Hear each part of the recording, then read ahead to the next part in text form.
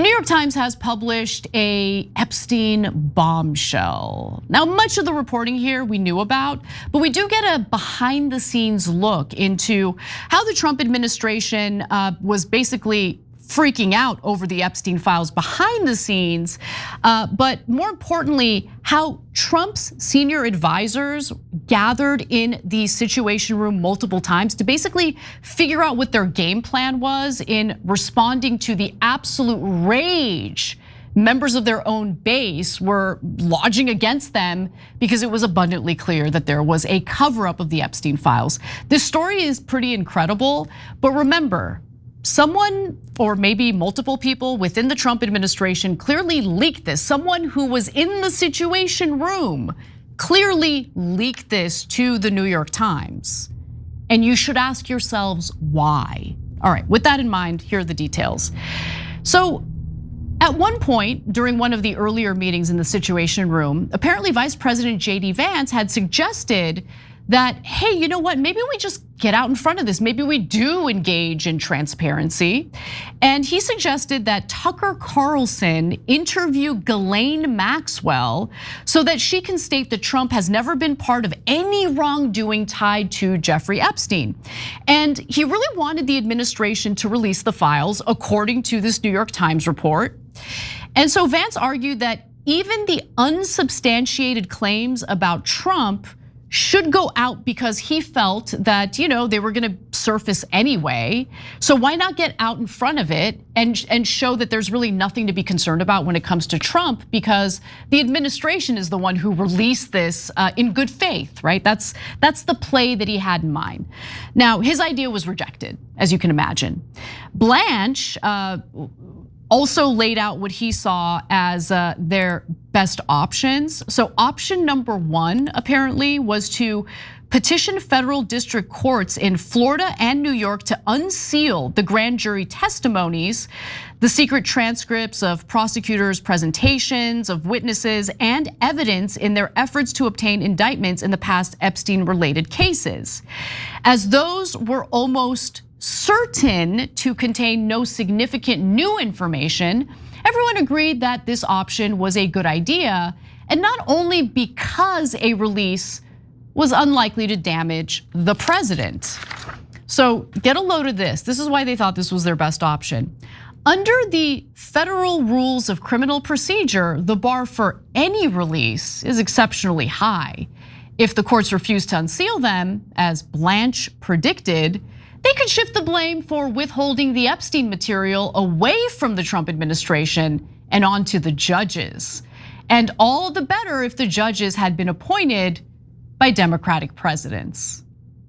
You get what I mean here? Like, they're like, hey, why don't we do this? Why don't we advertise that we're pushing for these documents to be released, from these court proceedings, knowing that it is very unlikely that judges will agree to releasing these documents. And then we can say it's out of our hands, it's out of our hands. Now, Blanche's suggestion would make it look like the White House wanted these materials to be released, knowing that it was unlikely to happen. Amazing. So option two, by the way, involved having the Justice Department question Ghislaine Maxwell and publicly release the transcript. Now, we know that Todd Blanche met with Ghislaine Maxwell privately, and that meeting, for the most part, is shrouded in secrecy. Nonetheless, Vance floated the idea of Maxwell getting questioned during a congressional hearing instead. Blanche thought it would be too hard to get her to sign on to doing that, that she would expect something in return, quid pro quo. And so at that point, White House counsel Warrington jumps in and says, look, we've got some options in terms of what we can offer her.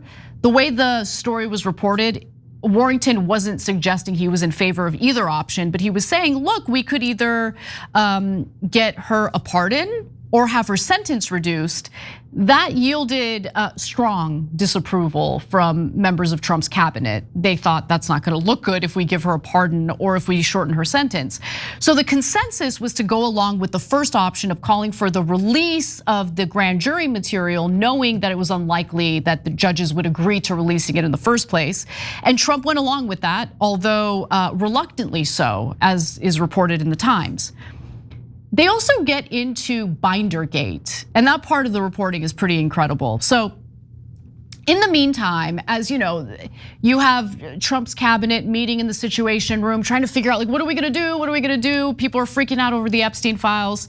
You have former Attorney General Pam Bondi, then Attorney General, of course, engaging in that stunt with the binders. And it does appear as though that stunt was done without the approval of the administration, because they learned about it as it was happening and they panicked because they didn't know what was in the binders. And they were worried that the binders would contain documents that, how shall I say this, wouldn't be so favorable to Trump's reputation and image. Let's just put it that way. So Keir Starmer, by the way, happened to be visiting the White House that day, and there was, again, a lot of fear that something really nasty about Trump is about to come out. Now, over at the Justice Department, officials were reviewing the Epstein material, which included as many as 6 million pages of files. Most of Trump's advisors had rejected out of hand the idea of releasing the FBI's raw interview notes. They wanted to avoid putting out anything that could damage the president. And by the way, that appeared to be the #1 priority throughout this very lengthy piece.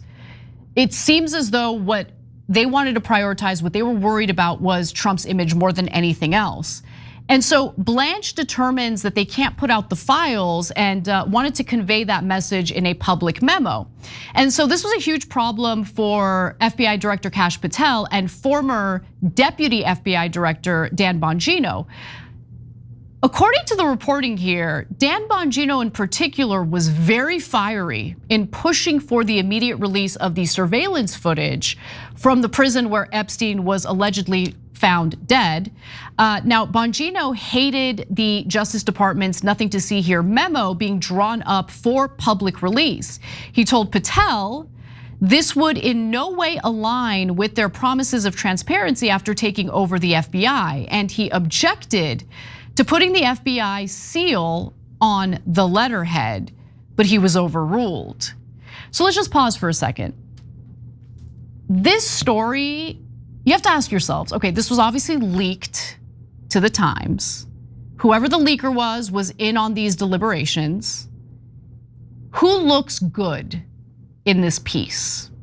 Whose reputation might be saved in this piece? And honestly, it's undeniable. Dan Bongino is the one who comes out looking like the good one in this reporting. Now, mind you, Dan Bongino could have blown the whistle.